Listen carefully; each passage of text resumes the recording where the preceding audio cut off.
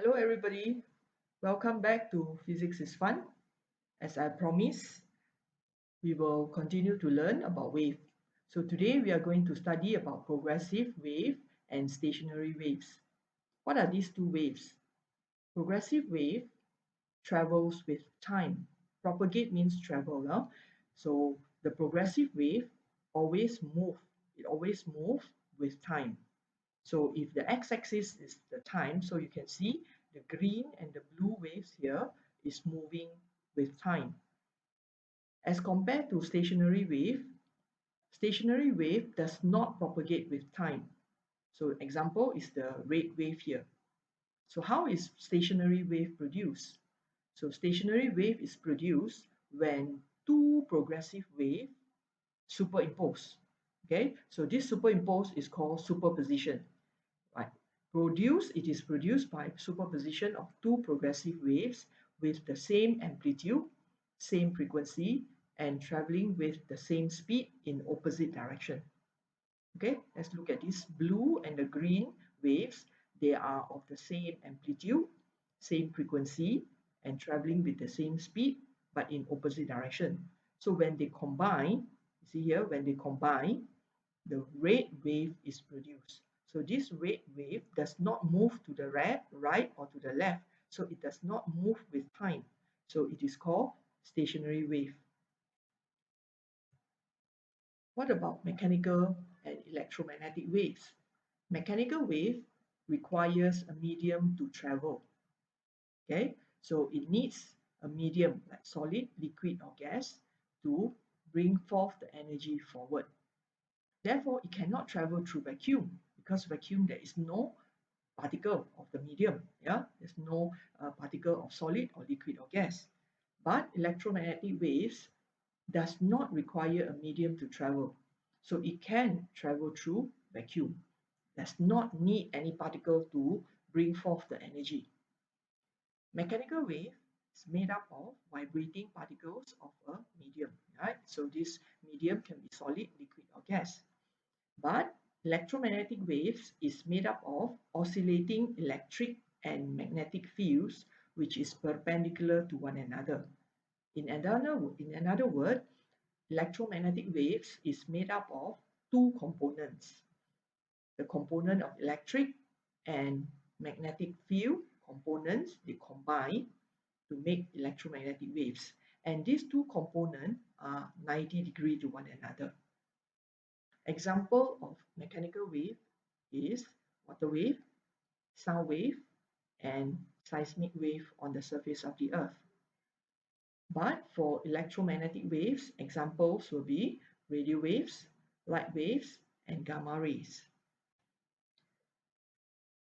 All these waves, all these examples of wave that I just mentioned can be categorized into two types of wave that is called transverse wave and longitudinal wave.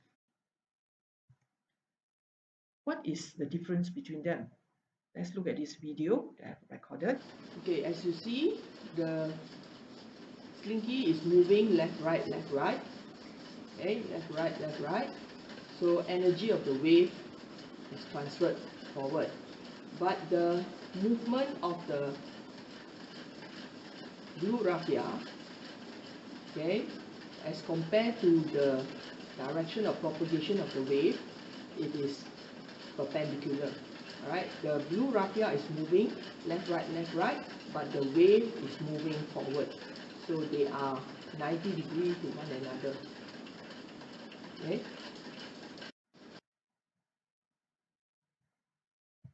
Movement of my hand represents the oscillation of the particle, and the movement of me represents the propagation of the wave.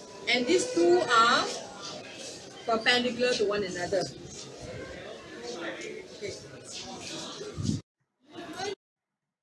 Okay, this animation again. So same as before, the black dots are the particles of the medium. So they are moving up and down, up and down. But the energy of the wave is moving forward. So they are perpendicular to one another. So this is transverse wave. Okay, vibration of the particles up, down, up, down. Energy of the wave move forward, so 90 degree. So this is called transverse wave. The vibration of the particles of the medium is perpendicular to the direction of the propagation of the wave. Longitudinal wave, the wave is moving forward. Wave is moving forward, but the particle of the medium is moving forward and backward too, forward and backward. So the direction of the movement of the particle and the direction of the propagation of the wave, they are parallel. Right? See, the wave is moving forward, the particle of the medium is moving forward and backward. So these two movements are in parallel. Okay, they are parallel to one another. Okay, so longitudinal wave, the vibration of the particles of the medium is parallel to the direction of the propagation of the wave. See, so the particles are moving forward, backward, backward, but the energy of the wave is moving forward to the end. So they are parallel. This type of wave is called longitudinal wave. So this animation clearly shown to us that the particles is parallel, the movement of the particle is parallel to the propagation of the wave. Yeah, parallel. This is forward, backward, but the energy of the wave is moving from left to right to the end. So this is called longitudinal wave. Okay, so perpendicular wave, perpendicular to one another is transverse wave, parallel to one another is longitudinal wave. So I use this to help you to remember. Yeah? So you see the particles, oscillation of the particle is left, right, or up, down, doesn't matter. But the energy is moving forward. So you see these two are perpendicular to one another. Perpendicular, yeah? So it looks like a T. Do you see a T here? So happen transverse wave has got the alphabet T. So use this 90 degree, the T, and the transverse wave T to help you to remember. Okay, whereas longitudinal wave, the particles movement and the energy of the wave is parallel. So this is longitudinal wave. Now, a transverse wave, the particles is moving up, down, up, down. So the part where it is at the highest, at the peak, before it comes down again, this is called the crest. Right? So it looks like mountain and valley. So the peak of the mountain is called the crest. Crest, right? So these two are the crests of the transverse wave. As compared to the valley, the lowest point of the transverse wave, this is called a trough. Therefore, transverse wave has got crest and trough alternate. But longitudinal wave, the particles of the wave is moving forward and backward. So when it moves forward, the particles are being compressed. So we have a compression region.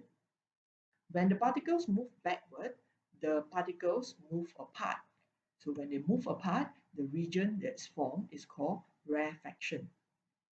So in a longitudinal wave, there is compression region and there is rarefaction region, alternate. Okay, compression, rarefaction, compression, rarefaction. So let's compare longitudinal wave and transverse wave again. So longitudinal wave, there is compression and rarefaction. But transverse wave, there is crest and trough. Crest and trough.